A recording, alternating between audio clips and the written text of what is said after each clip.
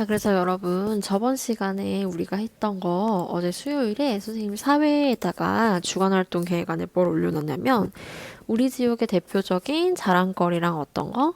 상징을 한다. 라고 올려놨어요. 그래서 활동을 선생님이 여러 가지를 여러분한테 하라고 했었는데, 학교 홈페이지에서 학교 소개 살펴보고, 또 학교 상징물 조사해보고, 또 지역 특성이란 상징물 조사해보는 것까지 선생님이 하고, 그 뒤에 우리 지역을 대표하는 상징물과 문화재 이전에도 알아봤었죠. 그거를 지도에서 나오는 실제 모습을 찾아가지고 위치 모양 알아보고 또 정리해 볼 수 있도록 선생님이 여러분한테 평가지 줘가지고 거기에다 이제 붙이도록 했는데 이번 시간에는 그거에 대해서 복습을 한 번 더 해보고요. 그 다음에 우리 지역의 특징과 문제 다음 시간으로 한번 넘어가 볼 겁니다. 그래서 여러분 지금부터요 선생님이랑 학교 홈페이지에 들어가 볼 텐데요. 어떤 거 알려고 그러냐면요. 선생님이랑 어제 선생님 했던 거 학교 소개 메뉴. 학교 소개 메뉴로 들어가서요, 여러분. 우리 학교 상징물을 찾는 거예요. 상징물은요, 뭐가 있냐면, 나무, 꽃, 마크, 또 색깔들. 요렇게 있을 겁니다. 요거를 알아두고요. 요게 무슨 의미를 갖는지 알아보도록 하고 그 다음에 이거를 어떻게 찾는지를 보고 똑같이 여러분 우리 화성에 살잖아요. 화성시. 그래서 화성시청에 들어가가지고 선생님이 어제 올려놨던 자료에 있는 사이트 들어가서 어떻게 나무꽃 마크 색깔 의미가 어떤 것이 있는지 또 상징물 문화재 한번 살펴볼 것입니다. 자, 그래서 지금부터요. 여기 인터넷 네이버를 켜면요. 검색창이 나오죠. 여기에서 선생님이랑 같이 향남 중학교를 치면 이렇게 나오고 여기 바로 주소가 있어요. 요거를 클릭해 주면 이렇게 뜨죠. 그 다음에 이렇게 뜨면 어디로 들어가야 돼요, 여러분? 우리는 학교에 지금 어떤 걸 알아보려니까 소개를 살펴보니까 여기 학교 소개라고 들어가 있는 거 누르면요. 밑에 자그맣게 이렇게 뜹니다. 확대를 해보면 여러 가지가 나와 있죠. 근데 우리 지금 알려고 하는 거 뭐예요? 상징물이죠. 그럼 여기 있는 학교 상징을 누릅니다. 자, 그러면 여기 밑에 이렇게 떠요. 교훈은 성실, 창의, 인화고요. 요렇게 우리 학교가 나타낸 교표가 나와가지고 이렇게 어떤 걸 나타내고 있는지 보이고요. 그리고 우리 학교의 꽃은 어떤 건지 철쭉이고 교목은 어떤 거라고 되어 있어요? 소나무. 그렇죠. 그래서 의미는 보면요. 철쭉은 희망과 기쁨, 인내심과 끈기, 협동과 단결을 의미하고 소나무는요. 강력한 생명력과 성실한 의지와 정직 이런 걸 의미한다고 합니다. 그래서 여러분 학교에서도요. 이렇게 우리가 학교를 나타내는 여러 가지 상징물이 있었어요. 이거랑 똑같이 여러분 우리 화성시도 한번 알아볼 텐데요. 여러분이 이미 했겠지만 어제 했죠 여러분? 했겠지만 여기는 들어가 가지고요. 이제 우리 지역 그러면은 화성시를 딱 치면요. 여러분 여기 화성시청이라고 해가지고 맨 처음에 뜨는데요. 화성시에는요. 화성시의 여러 가지를 담당하는 시청이라는 기관이 있어요. 그래서 그 시청에서 여러분 어떤 일을 하는지 살펴볼 건데요. 여기를 누르면은 현황을 봐야겠죠. 대표 홈페이지나 코로나니까 넘어가고 대표 홈페이지를 봅시다. 그래서 들어가면요. 요렇게 나오고요. 여기에서 여기 작게 있는 이게 메뉴란 뜻인데요. 들어가면은 이렇게 있고 우리가 알려고 하는 거 뭐예요, 지금? 화성시 상징물이 무엇인지, 특성은 어떤 것인지 이런 것이니까요. 여러분 화성시 소개로 들어가 봅니다. 자, 그래서 이렇게 나왔는데요. 여기에서 우리 일반 현황으로 들어가면요. 또 여러 가지 밑에 엄청나게 많은 것들이 뜨죠. 근데 우리 지금 알려고자 하는 게 뭐예요? 그렇죠. 상징. 대표적으로 우리 지역을 나타내는 거니까요. 상징을 누르세요. 그러면 이렇게 쭉 나옵니다. 도시 브랜드. 우리 여러분 도시 브랜드는요. 화성시를 나타내는 어떤 표지 같은 건데요. 이렇게 화성시 로고가 있습니다. 그래서 이 도시 심볼이 가지신 의미와 지향점 이렇게 있는데 결국에는요. 이 화성시 이 표지의 뜻이요. 길, 기회, 가능성이라는 뜻을 가지고 있고 높은 곳과 미래를 향해서 생각이 열려있는 도시를 표현하고 있습니다. 라고 말을 해주고 있습니다. 그리고 우리 도시 브랜드 색상이 가진 의미 색깔이 있어요. 여러분 색깔이 뭐랑 뭐래요? 그렇죠. 오렌지랑 회색. 오렌지 색감은요, 넘치는 활력과 에너지, 희망과 기쁨, 따뜻함을 상징하고요. 회색은 균형이랑 첨단을 상징한대요. 그래서 이렇게 현대적이고 미래적인 이미지를 동시에 표현하고 있습니다. 라고 나타내고 있습니다. 그래서 이렇게 우리가 색깔까지 알아보고요. 그 다음에 또 우리 화성시에는 여러분 캐릭터가 있어요. 그래서 여러분도 봤을지 모르겠는데 이렇게 코리오라고 해가지고요. 화성시 상징하는 공룡이라는 그 동물을 가져와가지고 요 공룡을 이렇게 캐릭터로 만든 거예요. 그래서 코리오라고 하고 코리오랑 알콩이, 달콩이 이렇게 있는데 각자의 그 캐릭터마다 이런 이야기가 있어요. 그래서 이렇게 우리 지역은 공룡을 사용해가지고 공룡을 캐릭터로 만들어서 이걸로 화성시에 있는 여러 가지를 소개도 하고요. 또 우리 살고 있는 화성시에 살고 있는 사람들한테 안내를 할 때 이런 캐릭터를 잘 사용해가지고 더 가깝고 더 친근하게 다가갈 수 있도록 노력을 하고 있습니다. 그래서 여러분 이렇게 우리 지역에 어떤 게 있는지를 우리가 보았고 그 다음에 상징물도 있어요. 자, 상징물. 자, 여기 보면은 우리 이전에는 학교 상징물을 봤었죠. 학교 꽃이 뭔지 나무가 뭔지 이렇게. 근데 여기에서는 뭐가 또 있냐면요. 시의 꽃, 시의 나무, 시의 새라고 해가지고요. 이렇게 다양한 것들이 있습니다. 그래서 이렇게 여기 보면은요.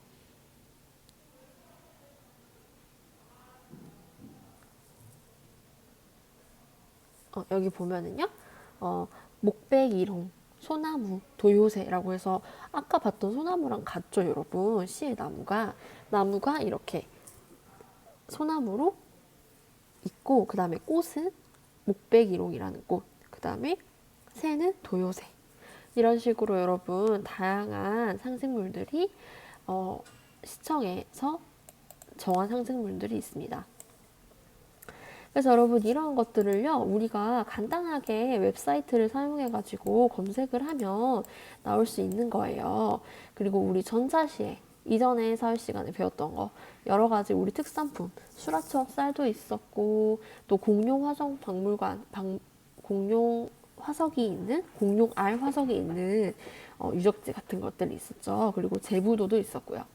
그래서 이러한 명소 문화재 농산물을요 정리를 해보자고 했어요. 그래서 여러분들이 이미 했겠지만요, 요걸 사용해가지고 수행평가제를 선생님과 함께 만드는 그런 활동을 하고 다음 사회 수업으로 넘어가 보도록 합시다.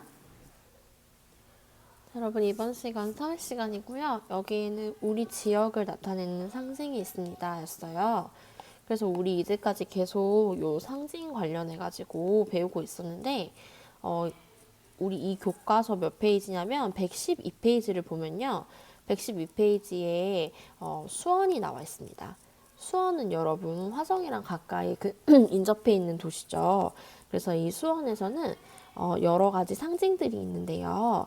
여기 수원 화성에서 조선시대에 과학적인 방법으로 만든 성이 있다고 하고요. 이 성은 수원 시민들의 자랑거리입니다. 라고 적혀 있어요. 그 다음에 화성에는 성, 궁궐, 연못 같은 문화재가 많이 있고요. 수원시는 수원의 대표 문화재인 수원화성을 본떠서 시의 상징으로 만들었습니다. 이렇게 있습니다. 그래서 여기 지도를 보면요. 수원이 이렇게 경기도에 위치하고 있고요. 수원을 나타내는 상징물, 문화재 등을 볼 수가 있는데요. 여기 좀 더 확대해서 보면요.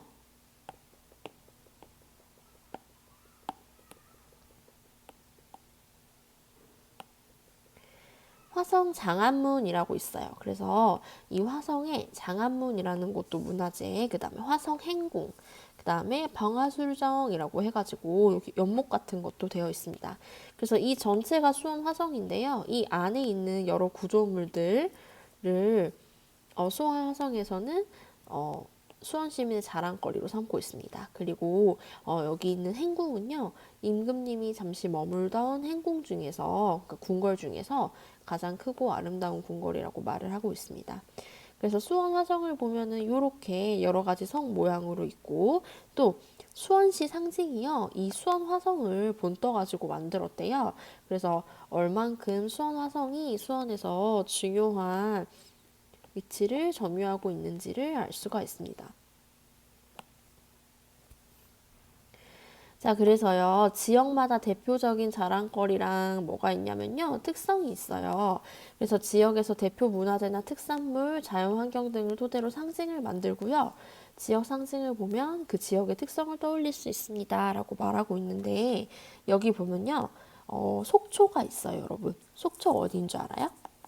강원도에 있는 도시인데요. 강원도 속초라는 지역이에요. 우리 지역을 대표하는 자랑거리, 또 우리 지역만의 특성, 특징, 요거를 본따 가지고 만든다고 했잖아요. 그래서 속초를 보면요. 속초에는 설악산이 있는데 오색 주전골이라고 해가지고 요렇게 자연환경에 가을이 되면은 단풍들이 예쁘게 물드는 명소가 있어요. 그래서 요렇게 요거를 해가지고 설악산을 표시하고 그 다음에 동해바다로 유명하니까요. 동해바다도 상징거리를 넣어가지고 요렇게 이 지역을 나타내는 상징을 만듭니다. 그래서 여러분 뭐 버스 정류장이라든지 아니면 우리 도시에서 운영하는 여러 가지 뭐 도서관, 뭐 문화센터 이런 곳에는 대부분 붙여 있고 그리고 시청 같은 데도 붙여 있는 게 이러한 상징이고요. 그래서 우리 지역의 대표적인 자랑거리와 상징을 알아봅시다 라고 되어 있는데 이거는 뒤에 선생님이 이전 시간에 한 거랑 연결지어 가지고 선생님과 함께 수업을 들어보면서요 어떻게 진행할 수 있는지 한번 봅시다. 그래서 계속 우리 지금 상징물에 대해서 이야기를 하고 있는데 지역을 대표하는 상징물이 있습니다 라고 하고 지역이요 위치가 다르잖아요 우리나라 안에서도. 그래서 이 위치에 따라서 기후 날씨죠. 날씨나 자연환경, 뭐 산이 많은지 아니면 바다가 인접해 있는지 이런 식으로 자연환경과 지리적 위치, 우리 지역이 위쪽에 위치하느냐 아니면 아래쪽 바다 쪽에 위치하느냐 아니면 왼쪽에 위치하느냐 아니면 오른쪽에 위치하느냐 동서의 위치도요 거기에 따라서 특성이 굉장히 달라집니다. 그래서 여러분 요걸 보면요 같은 날짜 그리고 겨울인데도요 지금 경기도의 날씨가 몇 도 좀 춥다면 아랫지방에 있는 뭐 광주나 아니면 여수 이쪽 지방의 따뜻한 남해 지방은요 조금 더 온도가 높은 거를 볼 수가 있어요. 그래서 이렇게 기후나 자연환경에 따라서 특성이 다르다는 것을 알 수가 있습니다. 그래서 지역에서는요 이러한 특성을 이용해서 상징물을 만들고요. 상징물로는 지역을 대표하는 나무, 또 새, 꽃, 마스코트, 슬로건 등이 있다고 해요. 그래서 이런 상징물은요, 지역 주민이 함께함을 느끼도록 합니다. 이렇게 되어 있는데, 지역에서 많이 나는 나무, 아니면 지역에서 자주 볼 수 있는 새, 또 뭐 여러 가지 의미를 담은 꽃, 그리고 마스코트들이 요새는 많이 유명하죠. 그래서 이 마스코트들이나 뭐 지역을 나타내는 슬로건은 뭐냐면은 짧은 문장인데요. 지역의 특성이나 지역이 나아가야 할 방향 등을 담은 이런 짧은 문장 등이 있습니다. 그래서 여러분 이런 상징물은요, 우리가 지역 주민들, 그러니까 그 지역에 살고 있는 우리들이요, 지나가면서 보면서, 우리가 함께 이런 나무, 그리고 이런 게 유명하지, 이런 꽃이 유명하지, 우리 지역은 이렇게 느끼면서 우리 지역 모든 주민들이 함께하고 있다는 느낌을 느낄 수 있게 합니다. 그래서 여러분 충주시 나무, 충주시 꽃, 충주시 새 이런 식으로 있는데요. 사과나무, 꽃은 국화, 새는 원앙 이렇게 있어요. 그래서 여러분 충주란 도시는요. 이렇게 자기들의 나무, 꽃, 원앙 이런 식으로 자기들의 상징물들을 나타내주고 있습니다. 그리고 각자 충주호라고 해가지고요. 자연환경이 좋고요. 또 맛있는 사과로 유명합니다. 라고 되어 있고 충주의 위치랑요. 충주시 슬로건이 나와 있어요. 그래서 여러분 그냥 충주가 아니라 뭐예요? 앞에 우리 영어 시간에서도 배운 굿, 좋은이라는 뜻의 굿을 붙여가지고요. 굿 충주 이렇게 해서 짧은 단어 또는 문장을 만들어가지고요. 슬로건을 이용을 하고 있습니다. 자, 그래서 여러분 이제는 우리가 이거는 저번 시간에 선생님이 수행평가지라고 줬던 건데요. 우리 지역의 여러 가지 상징물을 우리가 알아보는 시간을 가져볼 거예요. 그래서 이렇게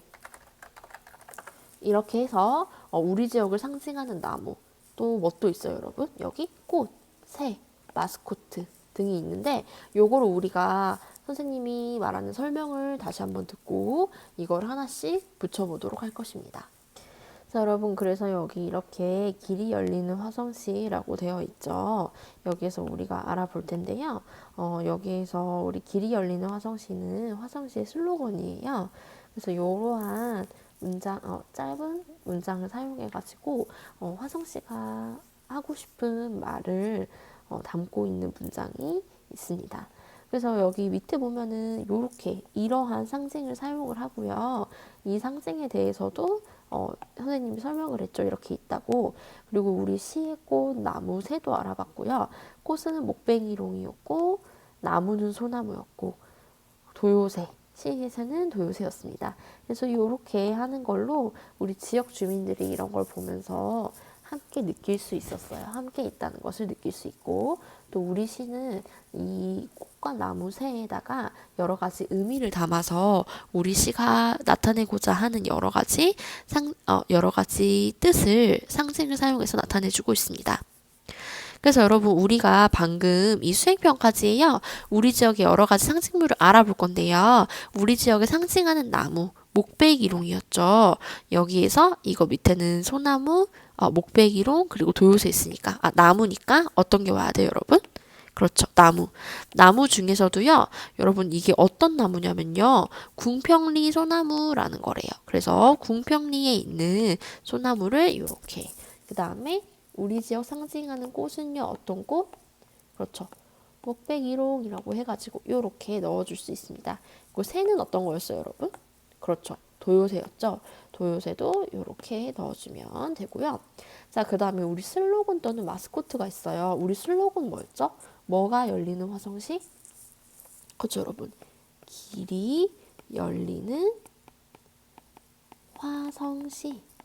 이게 뭐였어요, 여러분? 우리 슬로건이었습니다. 그리고 여기 뒤에 보면요, 마스코트가 있어요. 그래서 마스코트를 하나 데려와 보면, 여러분, 요 마스코트들 어떤 애들이었어요? 그렇죠. 아기 공룡이었죠. 그래서 여기 가운데 있는 친구가 어떤 애였어요? 코리오. 그리고 양 옆에 친구들은요, 알콩이, 달콩이라고 해가지고요, 요런 친구들을 이렇게 넣었어요. 그래서 여러분 보면요, 여기다가 이 친구들 데려와 볼게요. 여기 위에다 올려서 한 번 더 이렇게. 자, 그래서 우리 슬로건은요, 마스코트고 그 다음에 우리 슬로건이랑 마스코트 이렇게 있습니다. 요거에 대해서 우리가 알아봤고 여기에 대해서 우리가 지금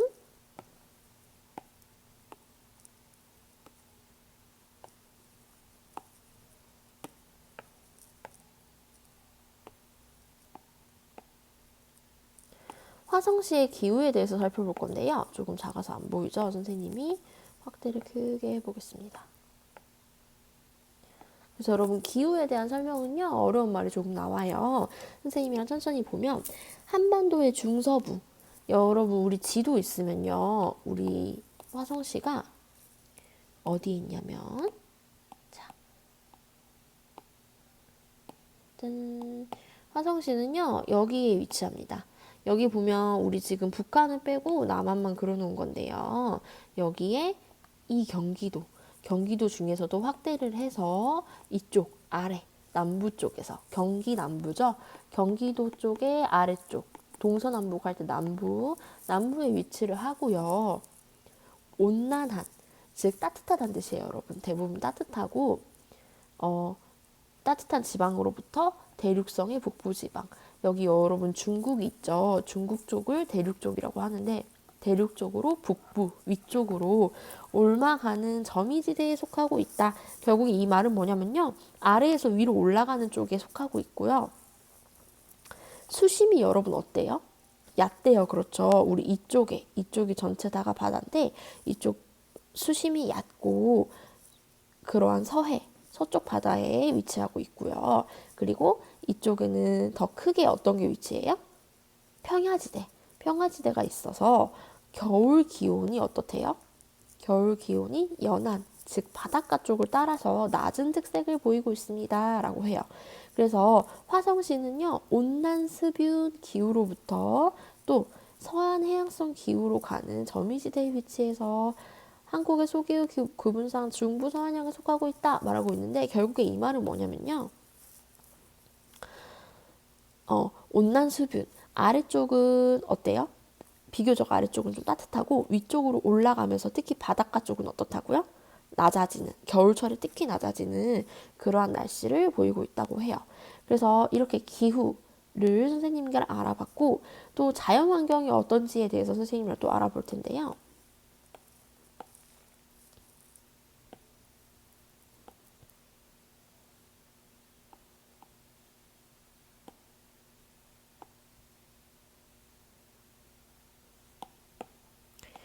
자, 그래서 이것도 여러분 똑같이 화성시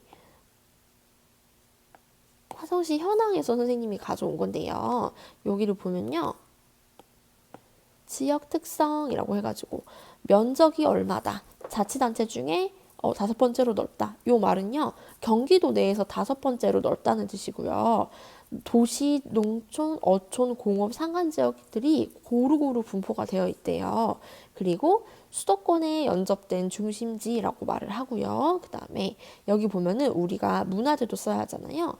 문화재를 보면은 제암리, 수촌리의 3.1 독립운동 유적지도 있고, 또 걸릉과 용주사라는 곳도 있습니다. 그래서 이러한 것들 플러스로 우리가 어떤 것도 있어요? 그렇죠. 공룡할 화석지 또한 있습니다. 그래서 이렇게요. 우리가 쓰려면요. 어떻게 쓸 수 있냐면 공룡할 화석지도 제암리 3.1운동 유적지 등을 쓸 수 있고요. 자연환경은 어때요? 도시. 여러분 동탄이나 우리 살고 있는 향남 쪽 지역도 도시, 신도시 쪽에 속하죠. 도시. 또 좀 나가면요. 농촌, 농사 짓는 거. 그리고 어촌. 바다가 인접해 있으니까 어촌. 그리고 공업 지역도 있어요. 여러 가지 공업적인 일을 하는 공장지대들도 많고, 또 산간 지역까지 고루 분포하고 있습니다.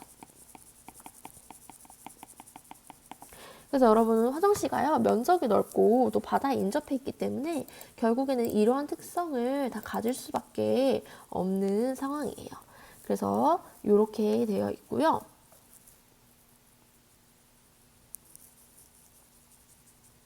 그래서 여러분 우리 마지막에는요, 어떤 걸 넣었냐면요, 방금 우리가 했었던 기후를 넣어봅시다. 기후는 어떻게 쓰면 되냐면요, 겨울 기온은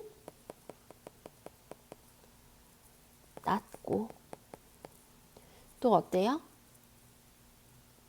화성시의 아랫지방은 아래부터 위로 갈수록 어떻게 된다?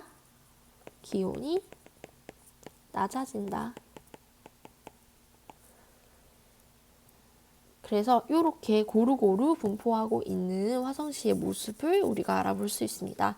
그래서 이전에도 계속 여러분 그림으로도 보고요. 우리 막 특산품도 보면서 뭐 쌀도 있었고, 또 어떤 것도 있었어요? 수라청 쌀도 있었고, 여러 가지 과일들도 있었고, 또 우리 문화재들도 있었고, 또 기후 같은 거, 그리고 우리 지역 상징하는 상징물들에 대해서 계속해서 알아봤어요. 그래서 이런 상징물을 알아보면서 그 다음으로 넘어갈 건데요. 우리가 살고 있는 곳은요, 화성시이지만 화성시에서도 가장 더 좁은 지역으로 들어가면 어때요, 여러분? 향남 쪽에 살고 있죠. 그래서 여러분 향남 쪽은요, 향남 쪽 지역이 조금 발전한 신도시라고 말을 할 수가 있는데, 그래서 이 도시랑 또 우리가 좀 더 나가면 보이는 농촌, 어촌, 산촌, 여러분이 알고 있는 시골이라고도 부르는 그 지역과의 차이를 우리가 알아보도록 할 거예요. 그래서 사람이 많이 사는 도시에 어떤 특징이 있는지, 또 사람이 적은 농촌이나 어촌이나 산촌 같은 곳에는 어떤 특징이 있는지 등등을 우리가 알아보도록 할 것입니다. 그래서 여러분 이렇게 우리 지역의 특징이나 상징물을 알아보고요. 지금 여기는 두 번째로 넘어가서 우리 지역의 생활과 문제를 알아보는 부분이에요. 그래서 우리 지역의 생활과 문제, 일단은 도시의 문제를 알아보고 또 그 다음에 우리 시골 지역, 농촌, 어촌, 산촌 지역을 알아보면서요. 거기에 어떤 장점이 있고 단점이 있는지, 그리고 마지막으로는 우리 문제점이 있고 요거를 우리 지역으로 넘겨와서 우리 지역에는 어떤 문제가 있는지 조사 계획을 세우고요. 조사를 해보도록 합시다. 자, 그래서 첫 번째 우리 사람이 많이 사는 도시에 대해서 한번 보겠습니다. 단원은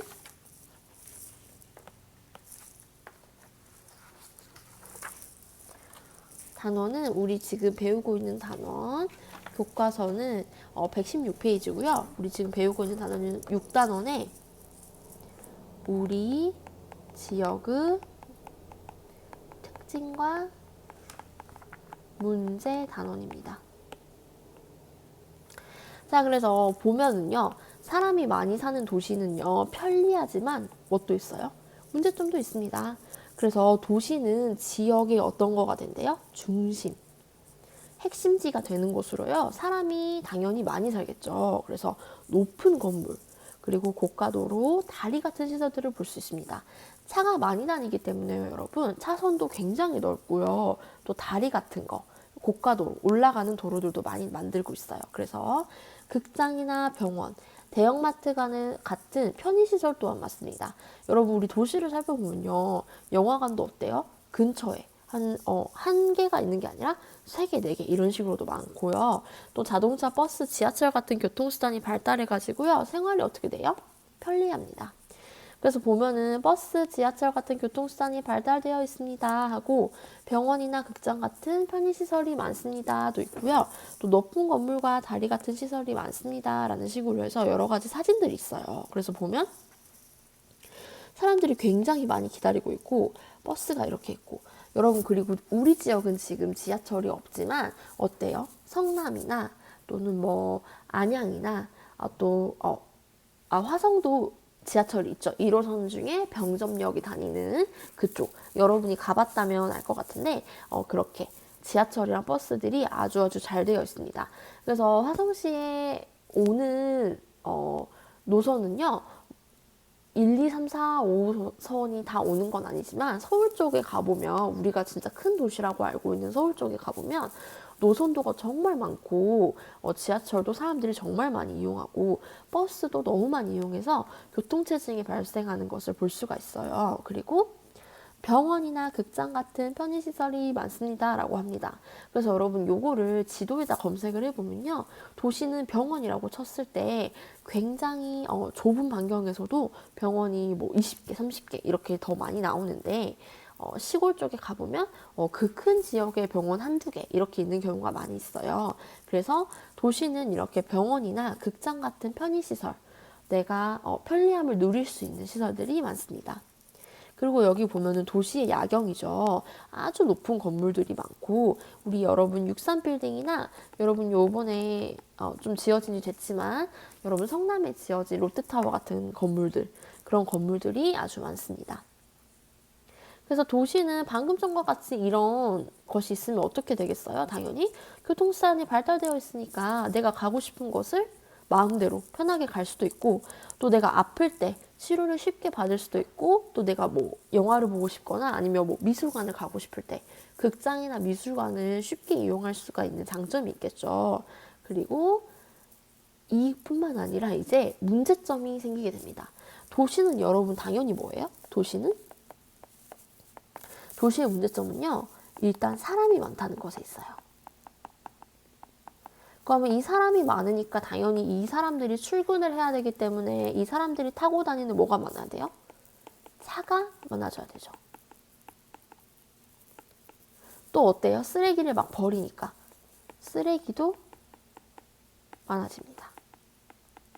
또 여러분 우리 요새 환경을 뭐 아끼자라고 해가지고 여러 가지 아끼는 삶에 대해서 계속 이야기하고 있는데 이렇게 사람이 많으면 당연히 어때요? 공기도 오염되고요. 차가 많이 다니니까. 또 여러 가지 물을 쓰고 많이 버리게 되니까요. 많이 쓰게 되니까요. 하천도 오염이 됩니다. 그래서 환경 오염의 문제도 가지고 있게 돼요. 그래서 보면요, 도시는요, 좁은 공간에 많은 사람들이 살고요, 차가 많습니다. 이로 인해서 교통정체, 도로에 차가 꽉 막혀서 가지 못하는 걸 말하고요. 교통정체나 환경오염 등이나 주택 부족 같은 여러 가지 문제들이 발생을 합니다. 그래서 쓰레기도 많이 나오고요. 처리 장소도 부족해지고 차가 많은 데 비해서 주차 공간도 부족해지고 차가 많아서 교통이 혼잡할 때도 굉장히 많고 또 하천이나 공기 등의 환경오염이 심합니다. 라고 되어 있어요.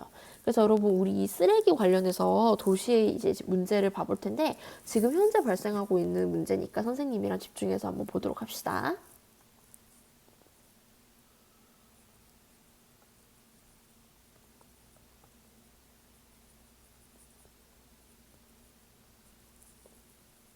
그래서 여러분 지금 볼 때는요, 우리 쓰레기 수도권, 그러니까 경기랑 인천, 또 서울을 포함한 수도권 한도 초과된 쓰레기 처리를 말해 볼 텐데요. 일상생활에서 나오는 선생님과 그 영상을 보고 이야기를 나눠봅시다. 일회용품 쓰레기가 크게 늘면서 수도권 매립지에 비상이 걸렸습니다.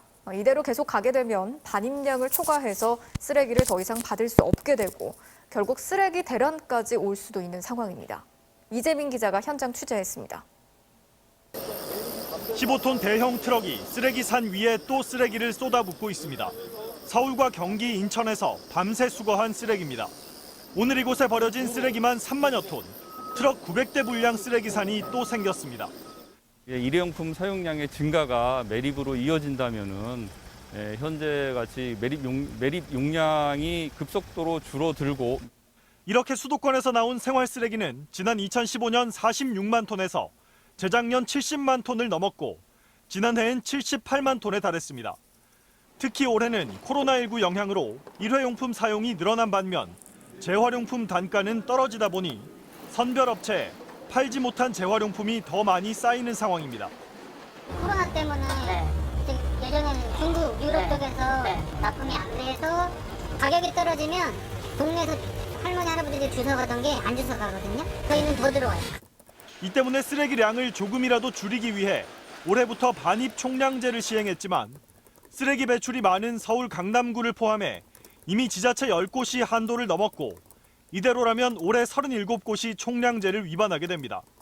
이들 지자체에는 총 135억 원의 추가 수수료 외에 5일 동안 반입 중단 조치도 내려질 예정이어서 자칫 쓰레기 대란이 일어날 수 있습니다. 문제는 축구장 140여 개 크기의 매립지가 다 차고 나면 더 이상 쓰레기를 묻을 곳이 없다는 겁니다. 인천에 있는 수도권 폐기물 매립지의 사용 연한은 오는 2025년까지입니다. 이제 5년밖에 남지 않았지만 아직도 수도권 폐기물 매립지 대체 부지를 찾지 못하고 있는 상황입니다. 설계와 공사에 들어갈 기간을 감안하면 연말까지 대체 부지를 선정해야 하지만 공모조차 시작하지 못했습니다. 지금 매립지의 남은 땅에 쓰레기를 더 묻자는 서울시와 경기도의 느긋한 기대와 달리 인천시는 기한이 끝나면 매립지 사용을 중단하겠다는 입장입니다. MBC 뉴스 이재민입니다.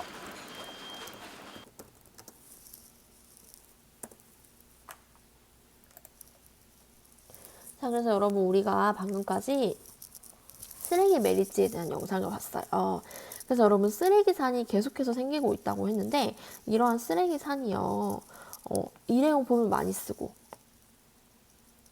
폐기물을 이렇게 그래서 여러분 보면요. 쓰레기 반입량이 기준 초과된 게 인천, 서울, 포천, 화성 이렇게 있습니다. 그래서 여러분 우리가 살고 있는 이 화성 지역도요. 쓰레기가 반입량의 기준이 초과돼가지고 그것도 굉장히 많이 초과됐죠. 이런 식으로 우리가 알고 있는데요. 이런 식으로 우리가 오늘 뉴스를 봤는데요. 이 쓰레기는요.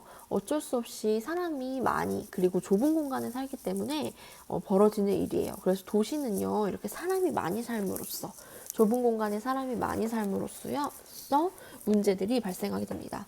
그래서 여러분 이렇게 쓰레기가 많이 나오고 처리 장소도 부족하다는 문제를 알아보고요. 그 다음에 또 도시 생활의 문제점이 뭐가 있을까요? 라고 조사해 봅시다. 라고 되어 있어요. 그래서 보면 이 친구는요. 사람이 많이 살아서 주택 문제도 발생합니다. 라고 해요. 그래서 여러분 선생님이랑 자원의 희소성 배우면서요. 어떤 것은 정해져 있는데, 그렇죠. 물건은 정해져 있는데 나한테 살 돈이 부족한 자원의 희소성 같은 걸로 문제가 많이 발생한다고 했죠. 주택도 이와 약간은 비슷한데요. 사람이 너무 많은데 이런 사람들이 다 살고 싶은 곳은 어때요? 도시니까?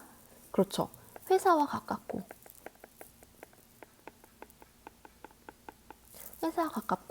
또 아니면 대중교통을 잘 이용할 수 있는 곳.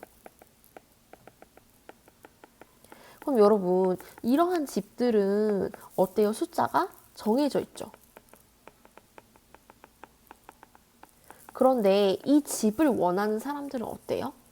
많죠. 그런데 도시에서는요, 어떻게 많냐면요.